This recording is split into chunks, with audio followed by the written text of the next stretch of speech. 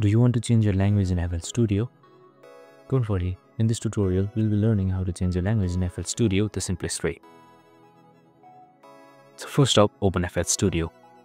After you've done that, go to Options and click General Settings. Now you'll be provided with different options right here. You need to go towards Language.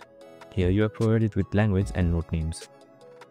You can change it to German, Spanish, French, Japanese, Vietnamese and Chinese. And after you're comfortable with the language you've chosen, you need to restart FL Studio. Click Yes and FL Studio will restart itself. Now you should have a changed language after restarting your FL Studio. As you can see, on the top right corner, it shows it right here. And that's it, simple as that. If this video helped, make sure to like, subscribe and tune in with us for more related videos. See you on the next one.